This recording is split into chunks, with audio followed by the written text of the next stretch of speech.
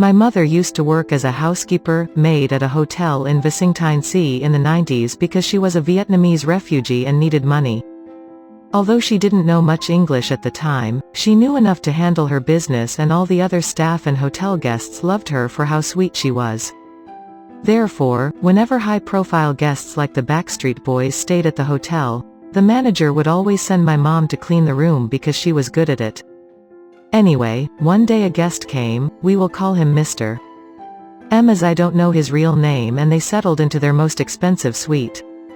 As usual, the principal told my mother to tidy her room. When he got there, there was a "Do Not Disturb" sign, so he told the manager that he would come later. The strange thing was that no one was allowed into his room. The guy stayed there for over a month, and not once did he let a staff member do the cleaning. However, he paid a lot of money and was given a warm welcome every time he passed a staff maid, so no one paid any attention to him. Then one day, people never saw him again and assumed he was checking out, even though the receptionist had no account of it. Since it had been so long since the room had been cleaned and there was no longer a "Do Not Disturb" sign on the door, the manager told my mom to go and check the room and try to clean it as much as she could. As he came to the floor and opened the door to the room, an unpleasant smell hit him. He couldn't tell what it was, but continued to examine the hideously messy room. His words were, "It looked like someone had thrown a rave," although no other guests seemed to have entered the room other than Mr. M seemed to have left the place without telling anyone. Anyway, my mom was still in shock at the smell and tried to track it down. As she followed the scent, she realized it was coming from her hotel room closet. When he opened the cupboard, there was nothing but a cardboard box on the floor, echoing the scent. From the moment I became a housewife, my mother's first instinct was to open the box, see what it was, and clean, discard it. What he saw when he opened the box hurt him to this day. It was the rotting, rotten head of a young woman that was cut off. My mother immediately screamed and got out of there, fainting in the elevator. When he woke up, the cops were everywhere and the hotel was like a CSI scene. The manager told him that Mr. M is not his real name and he used a fake credit card to check in. It was determined that the head of the woman was a call girl, prostitute-type person. I don't know more and any of the nuanced details, and my mom quit that day.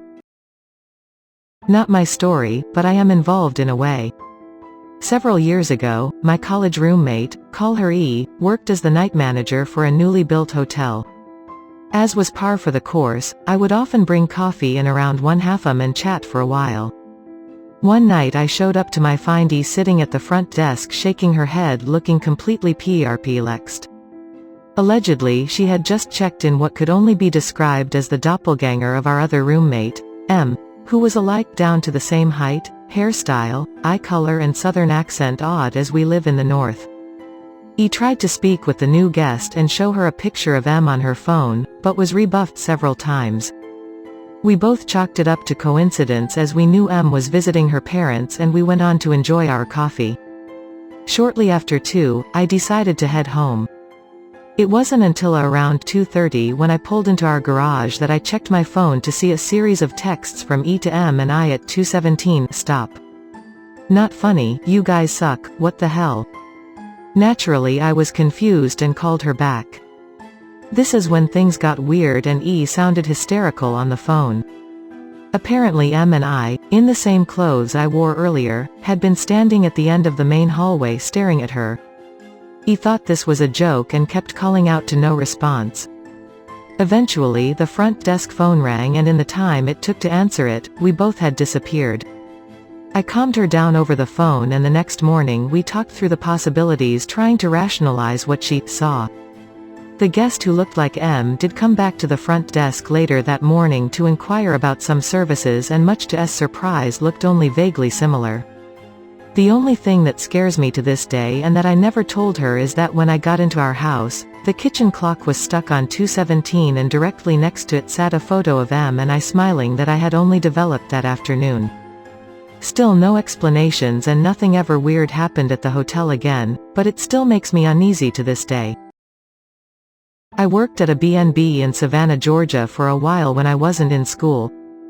It was downtown, so the building was a really old house that had been converted and updated a bit. It had 4 floors including the garden level slightly below street level, but the effective first floor is the second, and not surprisingly the higher up in the house you got the nicer the rooms. As with most of Savannah, most of the buildings are supposedly fucking haunted as shit. Like filled to the brim, Ghostbuster backpack level full of ghosts just all over the place. This B&B wasn't the worst for stories. There was an old condemned house not far away that the parents starved their daughter in the top bedroom. That was pretty creepy, but I don't think any murder went down in ours. I do remember on the top floor landing, if it was really quiet you could hear what sounded like children running around, and sometimes you'd hear whispers. I remember a woman I knew worked in another B&B, and she claimed she opened the dumbwaiter and there was a human torso standing in there. She shut it and it was gone when she reopened it. This happened to me as a guest at a hotel, the Radisson in Gastown, the old part of Vancouver.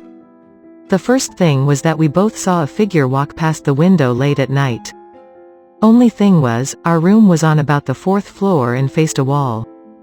There was no fire escape outside or anything else someone could walk on. A couple of nights later, my bed suddenly gave a massive jolt. I was laying still, updating LJ on my laptop. My friend also saw the bed move. It was a divan, no legs to wobble or collapse. It just felt like the whole bed had been shunted hard. We asked the desk staff whether anyone had reported anything, and they said there were stories about some of the rooms, but as far as they were aware, not ours.